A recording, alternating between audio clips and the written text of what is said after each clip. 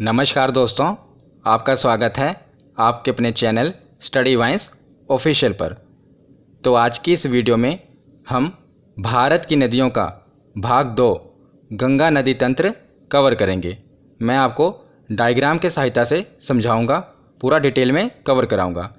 इससे पिछली वीडियो में हमने सिंधु नदी तंत्र और ब्रह्मपुत्र नदी तंत्र उसे कवर कर लिया था, और आज की वीडियो में हम देखेंगे गंगा नदी तंत्र।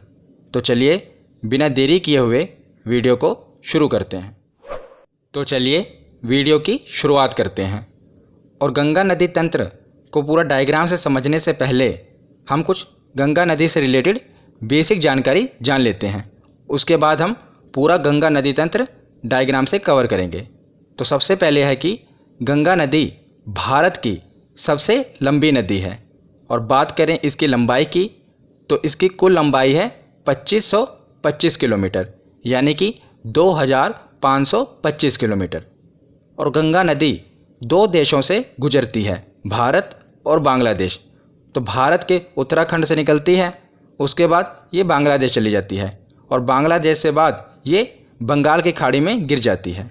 तो ये दो देशों से गुजरती है। पर बात करें इसके अपोहा तंत्र की, मतलब कि इसकी सहायक नदियों की, उसको भी इंक्लूड करें तो सहायक नदियाँ तो नेपाल से भी आती हैं। पर अगर मुख्य रूप से गंगा नदी देखें तो वो दो देशों से ही गुजरती है, भारत और बांग्लादेश।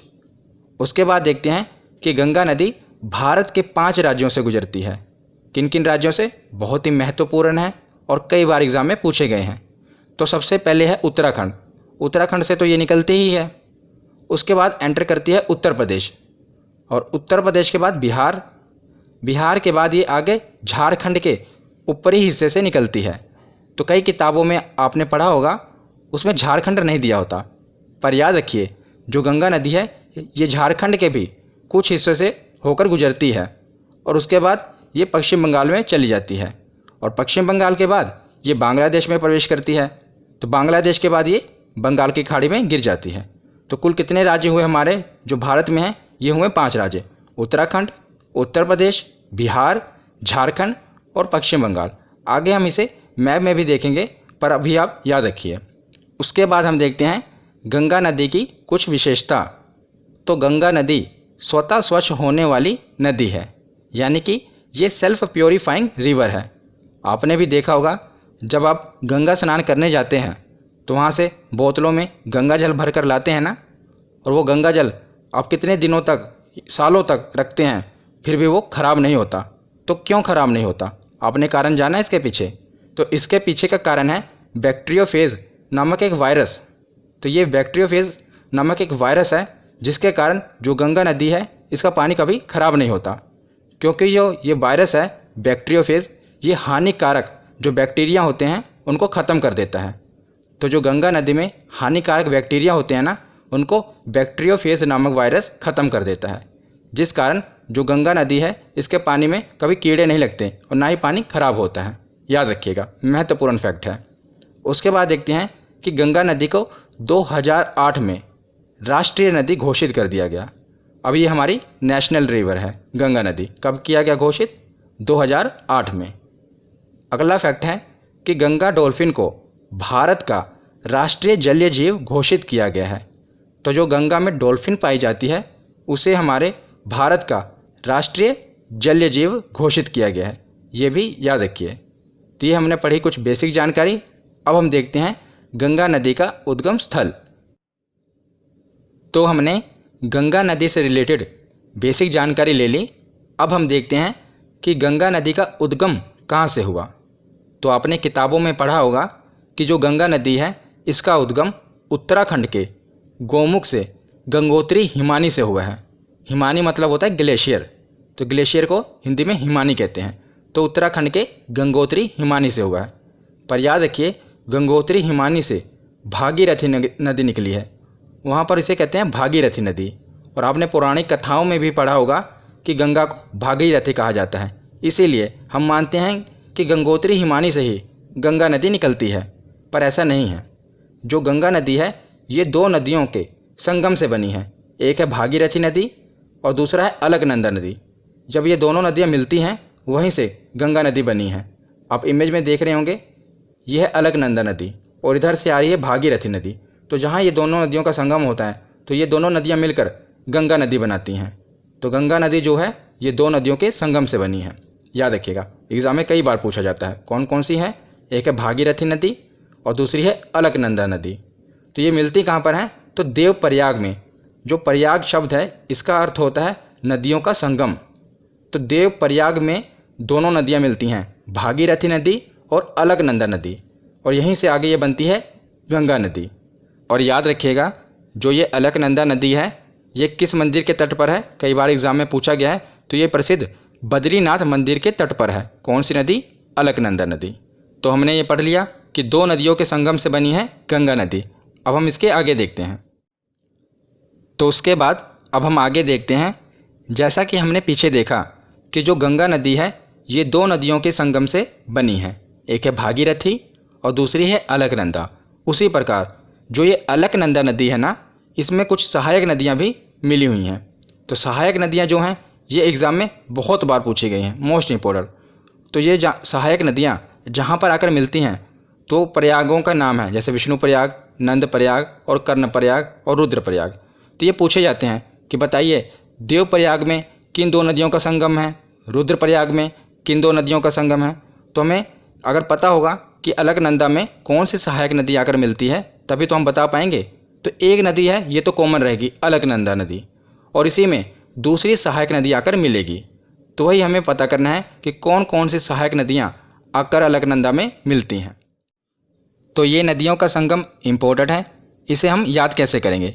तो इसे मैं आपको एक कथा की सहायता से याद कराऊंगा, पुरानी कथा की सहायता से हमारी काम की है, जिससे हम इसे याद रख पाएंगे। आपने पुरानी कथा सुनी होगी कि गंगा नदी का धरती पर अवतरण कैसे हुआ। आपने पुराने सीरियल भी देखे होंगे धार्मिक, उसमें भी बताया गया है। अगर नहीं भी देखे तो कोई बात नहीं, ये हमारी काम की कथा है, इससे हम इसे याद रख पाएंगे, इसलिए सुनिए। तो धरती पर जो गंगा नदी का अवतरण हुआ था, मतलब माँ गंगा धरती पर कैसे आई थी। तो पुरानी कथाओं की मान्यता अनुसार जो गंगा नदी है ये भगवान विष्णु के चरणों से निकली हैं। तो भगवान विष्णु के चरणों से जब ये निकली और धरती पर आ रही थी तो इनके जो वेग था, मतलब जो गंगा की स्पीड थी, बहुत तेज़ थी। तो जब ये धरती पर आ रही थी तो इनकी स्पीड बहुत तेज़ थी, जिस कारण भगवान शिव जी ने क्या किया, इन्हें अपनी जटाओं में धारण कर लिया और अपनी जटाओं में धारण करके जो इनकी गति थी उसको मंद कर दिया। मंद मतलब कि धीमा कर दिया। और उसके बाद जब धीमी हो गई इनकी गति जो थी, इनका वेग था वो एकदम धीमा हो गया। उसके बाद उन्होंने अपनी जटा से इनको निकाला, तब ये धरती पर अवतरित हुई। ये पुरानी कथाओं की मान्यता है। मैं आपको इसको क्यों बता रहा हूँ? क्योंकि इससे हम इसे याद रख पाएंगे। क्योंकि सबसे पहले गंगा नदी कहाँ से निकली? तो भगवान विष्णु के चरणों से। तो चरणों के धूल से याद रखना है। तो धौली गंगा, और धौली गंगा जहाँ अलकनंदा से मिलती हैं उसे विष्णु प्रयाग कहते हैं। तो इसीलिए मैंने आपको कथा सुनाई कि भगवान विष्णु के चरणों के धूल से निकली हैं, तो इसीलिए ये विष्णु प्रयाग याद रखेंगे। तो धौली गंगा जहाँ अलकनंदा में मिलती है उसे विष्णु प्रयाग कहते हैं। और दूसरा मैंने आपको बताया कि फिर जब वेग ज़्यादा था तो भगवान भोलेनाथ ने अपनी जटाओं में धारण कर लिया, तो वेग मंद पड़ गया। तो केदारनाथ मंदिर से एक नदी निकलती है, मंदाकिनी नदी। तो मंदाकिनी, इसे मंद से आप याद रखेंगे कि इसकी गति को भगवान भोलेनाथ ने मंद कर दिया था। और ये मिलती कहाँ पर है? तो रुद्रप्रयाग में। भगवान भोलेनाथ को रुद्र भी कहते हैं ना, तो रुद्रप्रयाग में मिलती है। तो इस कहानी से आपने ये दोनों नदियों को याद रख लिया। एक है धौली गंगा जो भगवान विष्णु के चरणों के धूल से निकलती है, इसीलिए ये विष्णु प्रयाग में आके मिलती है। और दूसरी है मंदाकिनी नदी जो भगवान केदारनाथ के मंदिर से निकलती है, भगवान भोलेनाथ के मंदिर से, और मिलती कहाँ पर है? रुद्रप्रयाग। तो रुद्रप्रयाग में अलकनंदा और मंदाकिनी मिलती है और विष्णु प्रयाग में अलकनंदा और धौली गंगा मिलती है। पहले आप इसे डायग्राम में देख लीजिए, उसके बाद मैं दोबारा आपको बता दूंगा। तो ये दो नदियाँ हो गई। उसके बाद है एक नंदाकिनी नदी। ये कहाँ पर आगे मिलती है? तो नंद प्रयाग में। ये तो आसानी से याद रख लेंगे, नंदाकिनी नंद प्रयाग में मिलती है। इसमें एक नदी कॉमन रहेगी अलकनंदा, और दूसरी नदियाँ इसमें आके मिलेंगी। एक ही नदी बची हमारी, पिंडार नदी, और ये मिलती है कर्ण प्रयाग में। तो ये 5 प्रयाग हो गए, विष्णु प्रयाग, नंद प्रयाग, कर्ण प्रयाग, रुद्र प्रयाग और देव प्रयाग। और हिंदू धर्म में इन 5 प्रयागों की बहुत मान्यता है, तो याद रखिएगा। और ये सभी उत्तराखंड में ही हैं। एक बार हम रिवीजन कर लेते हैं कि देव प्रयाग में तो 2 नदियाँ मिलती हैं, अलकनंदा और भागीरथी, और इन्हीं के संगम से आगे गंगा नदी बनती है। उसके बाद है विष्णु प्रयाग।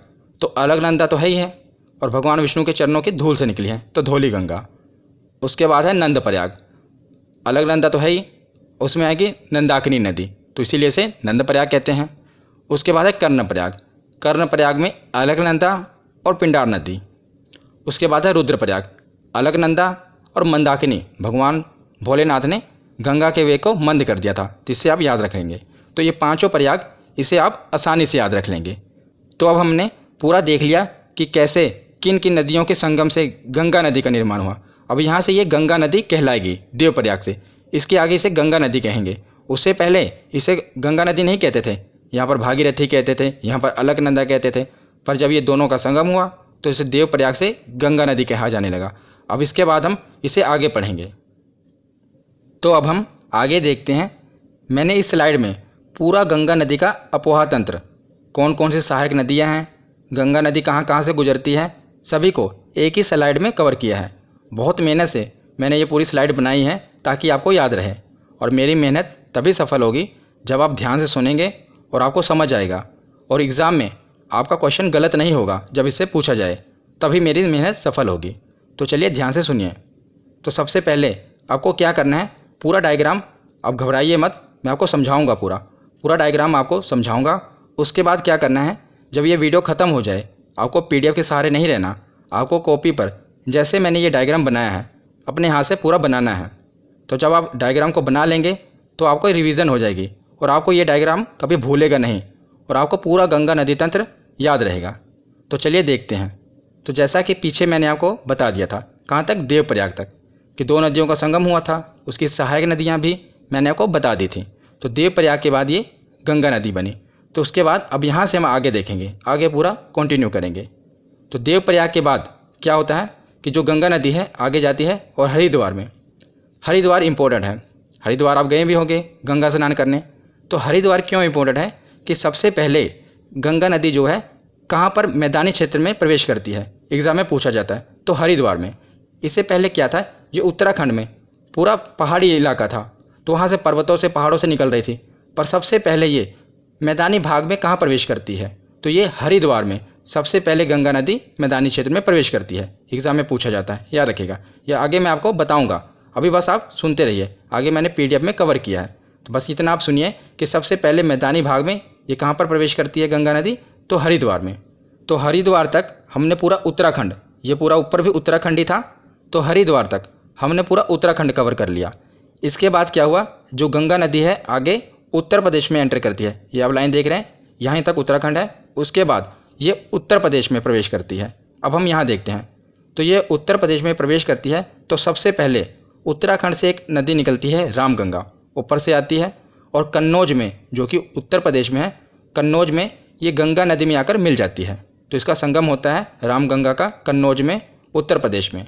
तो पूछा जाता है कि सबसे पहली गंगा नदी की सहायक नदी कौन सी है, तो याद रखिएगा ये है रामगंगा। रामगंगा गंगा नदी की सबसे पहली सहायक नदी है। उससे पहले ये जो नदियाँ थी, ये भले ही गंगा नदी की सहायक नदी थी, पर उस समय तक गंगा नदी का नाम गंगा नहीं था, ये भागीरथी और अलकनंदा कहला रही थी। पर देवप्रयाग के बाद इसका नाम गंगा पड़ा, और उसके बाद फिर सबसे पहले यही सहायक नदी आई, रामगंगा। इसीलिए याद रखिएगा रामगंगा इसकी सबसे पहली सहायक नदी है। और ये भी याद रखिएगा कि एग्ज़ाम में ये पूछा जाता है कि ये दाईं ओर से आ रही है या बाईं ओर से, तो ये आप क्लियर रखिएगा। गंगा नदी ऐसे आ रही है ना, इस तरफ जा रही है, तो दाईं ओर कौन सा होगा, तो ये होगा दाईं ओर, और ऊपर होगा बाईं ओर। याद रखिएगा ये राइट साइड है और ये लेफ्ट साइड है, आप अपने हिसाब से देखिएगा, ठीक है ना। तो कन्नौज में कौन सी नदी मिल रही है, रामगंगा नदी, और ये कहाँ से आ रही है, उत्तराखंड से, और ये गंगा नदी की सबसे पहली सहायक नदी है। तो उसके बाद क्या होता है, कन्नौज के बाद आगे गंगा नदी जाती है प्रयागराज में। प्रयागराज जिससे पहले इलाहाबाद कहा जाता था, और यहीं पर गंगा, जमुना और सरस्वती तीन नदियों का संगम होता है। कहाँ पर, प्रयागराज में। पर जो सरस्वती नदी है वो विलुप्त हो चुकी है, मतलब कि वो भूमिगत है, ऊपर नहीं दिखती। पर जो यमुना नदी है ये हम देखते हैं। तो यमुना नदी कहाँ से निकलती है, तो हमने देखा था गंगोत्री हिमानी, यहाँ से निकली थी भागीरथी नदी, उसी के बगल है यमुनोत्री हिमानी। तो उत्तराखंड के बंदरपूंछ में यमुनोत्री हिमनद से, हिमनद मतलब क्या होता है, मैंने आपको बताया था, ग्लेशियर, इसी को हिमानी भी कहते हैं। तो यमुनोत्री हिमानी से निकलती है यमुना नदी। आसान है, कि यमुनोत्री हिमानी से निकल रही है तो यमुना नदी है। तो गंगा नदी के समानांतर ये बहती हुई आती है और क्या करती है, प्रयागराज में आकर गंगा नदी से मिल जाती है। और यमुना नदी को याद रखेगा कालिंदी नदी भी कहते हैं। एग्जाम में पूछा गया था कि किस नदी का अन्य नाम कालिंदी है, तो यमुना नदी को ही कालिंदी नदी कहा जाता है। आगे ये सब फैक्ट मैं आपको पीडीएफ में दोबारा बताऊंगा, अभी हम रिवीजन करेंगे, पर अभी आप बस सुनते रहिए। तो यमुना नदी को कालिंदी नदी भी कहते हैं और ये निकलती कहाँ से है, तो यमुनोत्री हिमनद से निकलती है। और दूसरा फैक्ट ये है कि गंगा नदी की सबसे लंबी सहायक नदी कौन सी है, तो कौन सी है आप देख ही रहे होंगे, तो यह है यमुना नदी। ये सबसे लंबी सहायक नदी है गंगा नदी की। और आगे बढ़ने से पहले, गंगा नदी के आगे बढ़ने से पहले हम कुछ यमुना नदी की भी सहायक नदियाँ देख लेते हैं जो कि इम्पोर्टेंट हैं। तो यमुना नदी में सबसे पहले सहायक नदी आकर मिलती है चंबल, जो कि इंदौर से निकलती है। इंदौर कहाँ के, मध्य प्रदेश से। तो चंबल नदी आकर इसमें मिल जाती है। और चंबल नदी से याद रखना कि जो घड़ियाल हैं ये चंबल नदी में पाए जाते हैं। ये एक एग्जाम में पूछा गया था कि घड़ियाल किस नदी में पाए जाते हैं, तो याद रखिएगा चंबल नदी में घड़ियाल पाए जाते हैं। ये मगरमच्छ की तरह ही होते हैं घड़ियाल। तो ये चंबल नदी कहाँ से निकलती है, मध्य प्रदेश के इंदौर से, और यहाँ ऊपर आके यमुना नदी में मिल जाती है।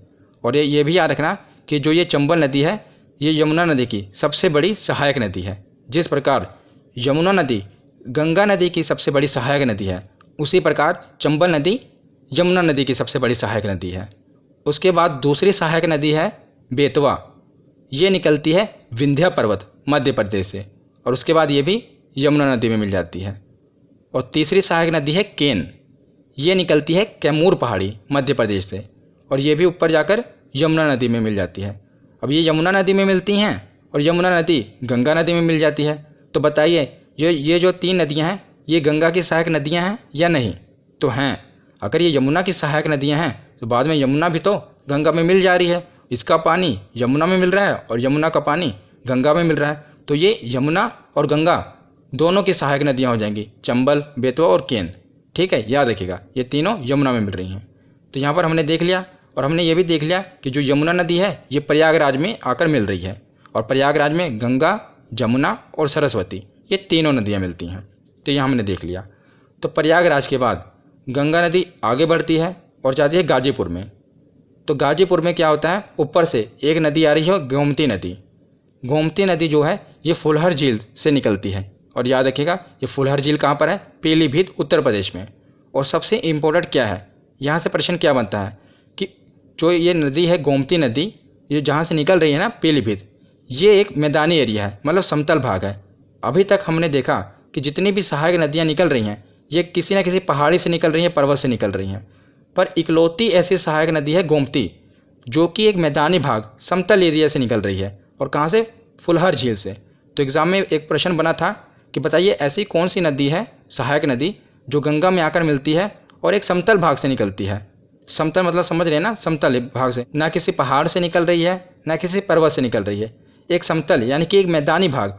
पीलीभीत जो कि यूपी में है, फुलहर झील वहीं से निकलती है गोमती नदी। और इससे एक और प्रश्न बनता है कि उत्तर प्रदेश की जो राजधानी है लखनऊ, वो भी गोमती नदी के तट पर है। तो दोनों प्रश्न याद रखिएगा, एक तो जो लखनऊ है वो गोमती नदी के तट पर है, और जो गोमती नदी है ये मैदानी भाग से निकल रही है। तो हमने उत्तराखंड और उत्तर प्रदेश देख लिया।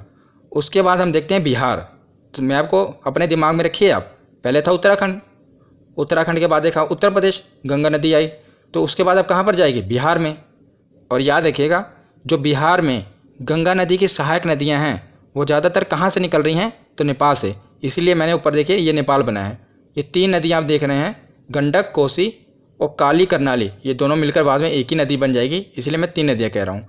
काली करनाली, गंडक और कोसी ये कहाँ से निकल रही हैं, तो नेपाल से।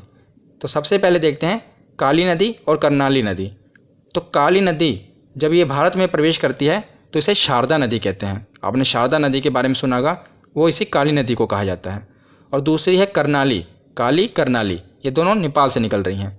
काली को भारत में शारदा कहते हैं और करनाली को भारत में घाघरा नदी कहते हैं।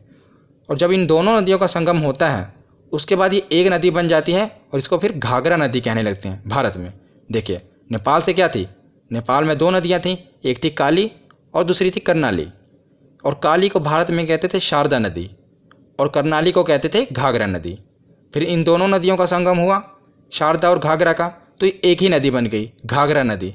और यही घाघरा नदी आकर भारत में छपरा में मिल जाती है गंगा नदी से, तो याद रखिएगा। तो ये हमने देख लिया घाघरा नदी।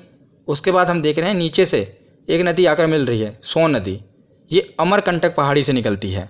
पहाड़ी वाले वीडियो में मैंने आपको बताया था कि अमरकंटक पहाड़ी कहाँ पर है, तो ये मध्य प्रदेश और छत्तीसगढ़ के बॉर्डर पर है ना, तो वहीं से सोन नदी निकल रही है नीचे से, और पटना में आकर ये गंगा नदी से मिल जाती है। पटना के समीप मिलती है सोन नदी। तो एग्ज़ाम में एक प्रश्न बनता है कि कौन सी ऐसी नदी है जो दाईं ओर से सीधा आकर गंगा नदी में मिल जाती है। तो देख लीजिए, इसकी कोई सहायक नदी नहीं है ना, ये सीधा आकर गंगा नदी में मिल रही है।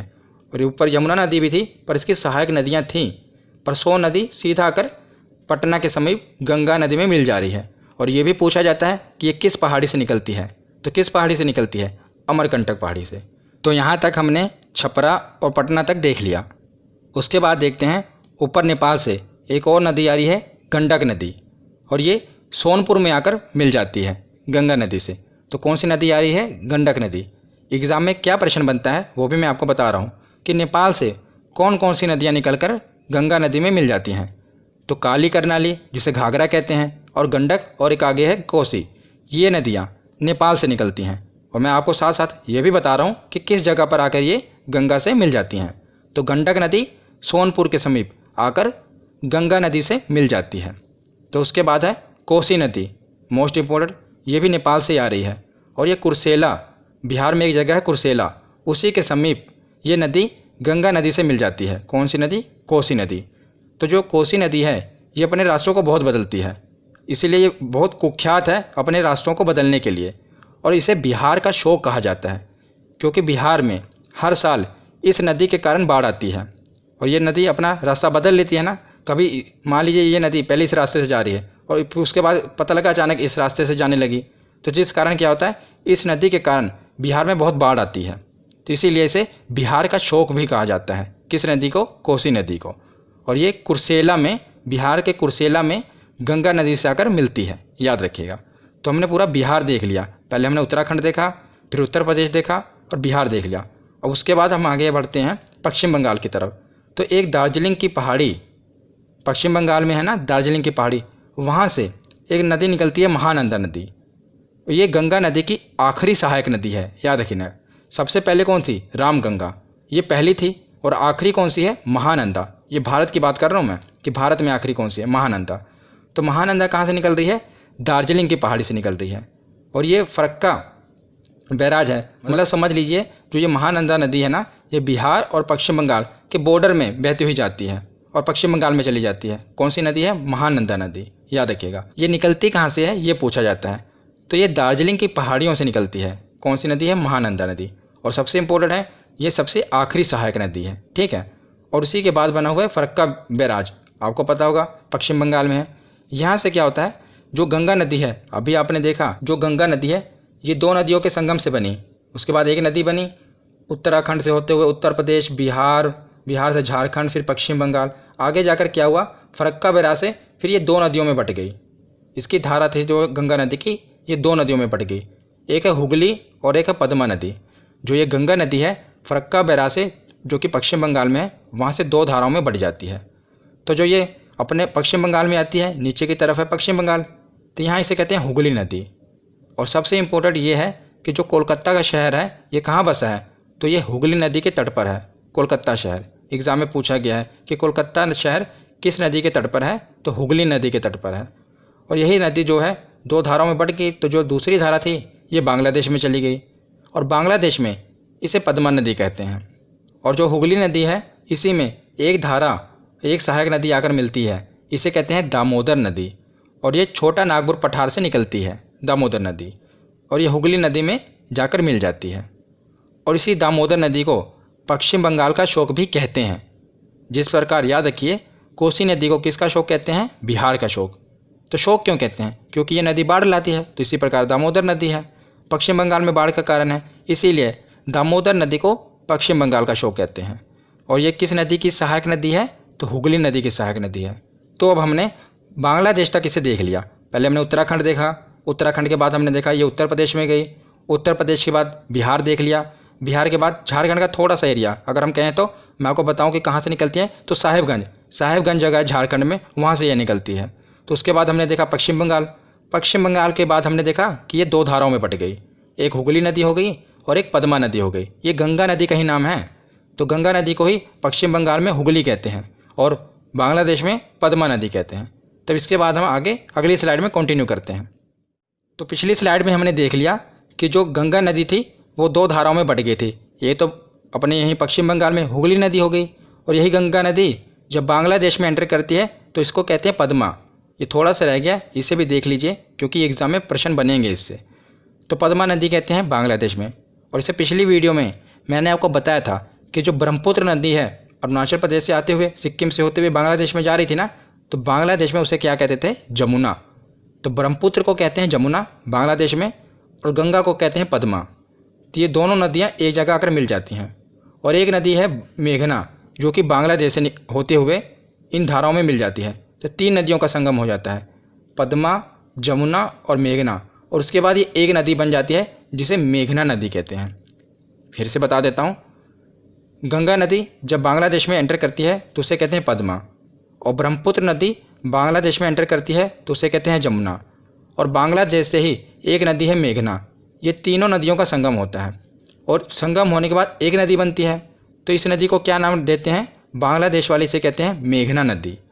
और एग्ज़ाम में क्या प्रश्न बनता है, एग्ज़ाम में ये प्रश्न बनता है कि जो गंगा और जमुना इन दोनों नदियों का संगम जब बांग्लादेश में होता है तो उसे क्या कहते हैं, तो उसे मेघना नदी कहते हैं, याद रखिएगा।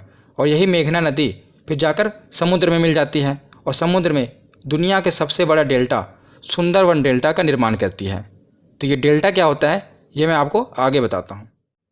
तो पीछे हमने देख लिया कि जो मेघना नदी थी जब ये समुद्र में जाती है, मतलब कि गंगा ब्रह्मपुत्र ये सभी नदियाँ जब समुद्र में जाती हैं तो डेल्टा का निर्माण करती हैं। ये दुनिया का सबसे बड़ा डेल्टा है सुंदरवन डेल्टा। तो ये डेल्टा होता क्या है, पहले इसकी मैं आपको डेफिनेशन बताता हूँ फिर अपनी भाषा में आसानी से समझाता हूँ।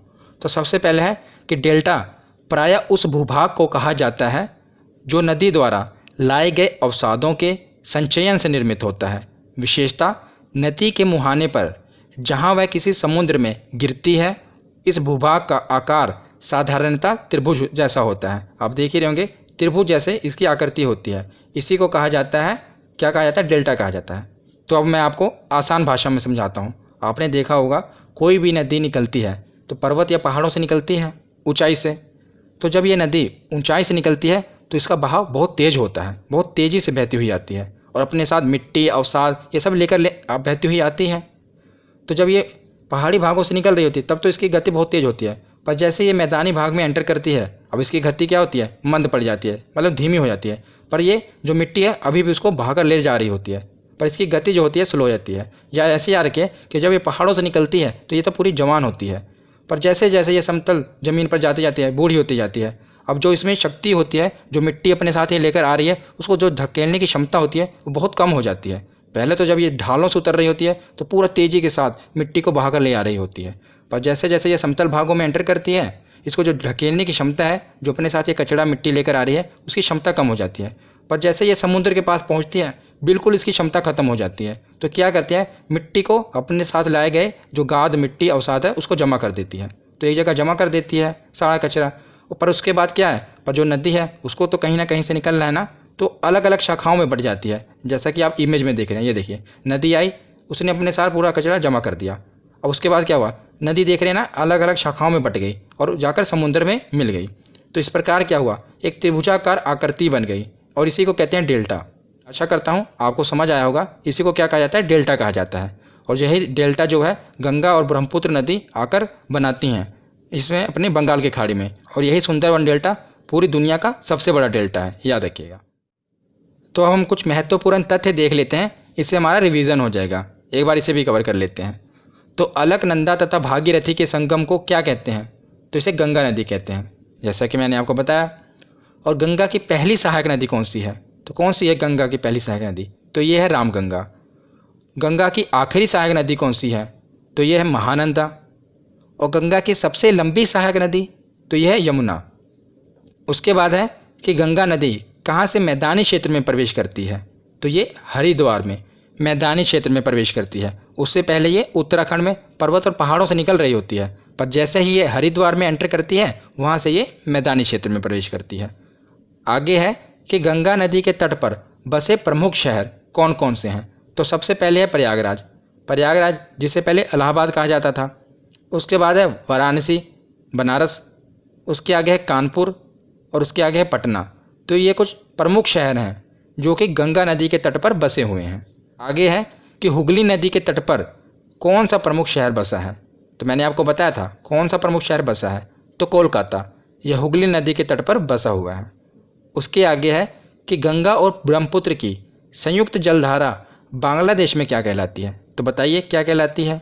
तो ये मेघना कहलाती है। गंगा को पद्मा कहते हैं, ब्रह्मपुत्र को जमुना कहते हैं, और जब ये दोनों धाराएं मिलती हैं तो उसे मेघना कहते हैं। याद रखिएगा। इसमें एक नदी और आकर मिलती है मेघना, उसी के कारण इसका नाम मेघना पड़ा है। पर ज़्यादातर यही प्रश्न पूछा जाता है कि गंगा और ब्रह्मपुत्र की संयुक्त जलधारा को क्या कहते हैं, तो मेघना कहते हैं। आगे है कि बिहार का शोक किस नदी को कहते हैं, तो कोसी नदी को। ये अपने मार्ग को बदलने के लिए कुख्यात है कोसी नदी, और इसे बिहार का शोक कहा जाता है। आगे है कि बंगाल का शोक किसे कहते हैं, तो दामोदर नदी को बंगाल का शोक कहते हैं। आगे है कि गंगा की सहायक नदी जिसका उद्गम स्थल मैदानी भाग है, तो गोमती नदी। मैंने आपको बताया था ना कि गोमती नदी ऐसी नदी है जिसका उद्गम स्थल मैदानी भाग है। तो यहाँ पर हमारा थ्योरी सेक्शन कंप्लीट होता है। अब हम इसके प्रीवियस ईयर क्वेश्चन देखते हैं। तो चलिए अब प्रीवियस ईयर क्वेश्चन देखते हैं कि हमारे कितने क्वेश्चन सही होते हैं। सबसे पहला प्रश्न है कि गंगा नदी निम्नलिखित में से किस राज्य से नहीं गुजरती। तो कौन कौन से राज्यों से गुजरती है, पहले तो ये आपको पता होना चाहिए। तो सबसे पहले कौन सा था, बोलिए। उत्तराखंड, दूसरा उत्तर प्रदेश, तीसरा बिहार, चौथा झारखंड, पांचवा पश्चिम बंगाल। तो इसमें देखिए कौन सा नहीं है, उत्तर प्रदेश, बिहार, बंगाल, ये तो है मध्य प्रदेश, यहाँ से नहीं गुजरती। अगला प्रश्न क्या है कि कालिंदी नदी का दूसरा नाम क्या है। तो बताइए क्या है। मैंने आपको बताया था यमुना। यमुना को ही कालिंदी नदी कहा जाता है। ये एनटीपीसी में पूछा गया था। उसके बाद अगला प्रश्न है कि के नदी निम्नलिखित में से किसकी सहायक नदी है। पीछे मैंने आपको इसकी ट्रिक नहीं बताई, मैं आपको बता देता हूँ, मैं भूल गया था।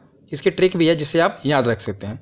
तो जैसा कि ये 3 नदियाँ थी ना, चंबल, बेतवा और केन, इसे याद रखने का तरीका भी है। इसे आप KBC से याद रख सकते हैं। KBC, कौन बनेगा करोड़पति वाला ना, मैंने उल्टा लिख दिया KBC। तो के से केन, बी से बेतवा और सी से चंबल। तो केन, बेतवा, चंबल, ये आप KBC से याद रख पाएंगे। आप लिखेंगे KBC, उसी से केन, बेतवा और चंबल, इससे आप याद रख। तो केन नदी निम्नलिखित में से किसकी सहायक नदी है, तो ये है यमुना की सहायक नदी। यमुना की सहायक नदी है। आगे देखते हैं कि गंगा में मिलने वाली नदी जिसका उद्गम अमरकंटक में है। तो अमरकंटक पहाड़ी से कौन सी नदी निकल रही थी, तो ये निकल रही थी सोन नदी। पीछे हमने देखा था ना कि अमरकंटक पहाड़ी से ऊपर जाकर मिल रही थी। कहाँ पर मिल रही थी, तो पटना में मिल रही थी। कौन सी नदी थी, तो सोन नदी थी, याद रखिएगा। उसके बाद आगे देखते हैं कि अलकनंदा और धौली गंगा का संगम कहाँ होता है। तो धौली गंगा कहाँ से निकली थी, भगवान विष्णु भगवान के चरणों के धूल से निकली थी। तो विष्णु प्रयाग, तो विष्णु प्रयाग में इसका संगम होता है, अलकनंदा और धौली गंगा का, याद रखिएगा। उसके बाद अगला प्रश्न देखते हैं कि निम्नलिखित में से कौन सी नदी यमुना नदी में नहीं मिलती। तो बताइए कौन सी नहीं मिलती। हमने पढ़ा था KBC, केन, बेतवा, चंबल, ये तो मिलती हैं। बचा कौन सा, तो सोन नदी। ये यमुना नदी में नहीं मिलती, ये डायरेक्ट गंगा नदी में मिल जाती है, ठीक है ना। और कहाँ से निकलती है, अमरकंटक पहाड़ी से। अगला प्रश्न है कि अलकनंदा के साथ वह कौन सी नदी है जिसका संगम रुद्रप्रयाग में होता है। तो बताइए, रुद्रप्रयाग भगवान भोलेनाथ का दूसरा नाम है रुद्र। तो ये निकलती कहाँ, केदारनाथ से निकलती है और रुद्रप्रयाग में मिल जाती है। और भगवान भोलेनाथ ने क्या किया था, गति को मंद किया था। तो मंदाकिनी, याद रखिएगा कौन सी नदी है, मंदाकिनी नदी। ये अलकनंदा और मंदाकिनी नदी रुद्रप्रयाग में मिल जाती हैं। उसके बाद अगला प्रश्न है कि दामोदर नदी निकलती है, तो कहाँ से निकलती है। तो ये छोटा नागपुर पठार से निकलती है, मैंने आपको बताया था। और हुगली नदी की ये सहायक नदी है, दामोदर नदी, और इसे बंगाल का शोक भी कहा जाता है। उसके बाद अगला प्रश्न आ भी गया, देखो कि बंगाल का शोक किस नदी को कहा जाता है। तो मैंने आपको अभी बताया कौन सी नदी है, दामोदर नदी, इसे बंगाल का शोक कहा जाता है। अगला प्रश्न है कि बिहार का शोक किसे कहा जाता है। ये तो बहुत इंपॉर्टेंट है, किसको कहा जाता है, तो कोसी नदी को बिहार का शोक कहा जाता है। अगला प्रश्न है कि गंगा की सबसे लंबी सहायक नदी कौन सी है। तो बताइए कौन सी है जो गंगा की सबसे लंबी सहायक नदी है। तो ये थी यमुना। और बात करें यमुना की सबसे लंबी सहायक नदी तो वो कौन सी, वो चंबल थी। अगला प्रश्न है कि यमुना नदी का अन्य नाम क्या है। तो हमने पीछे देखा था ना कि कालिंदी नदी किसे कहते थे, तो यमुना नदी को कहते थे। उसी प्रकार यमुना नदी का अन्य नाम है कालिंदी।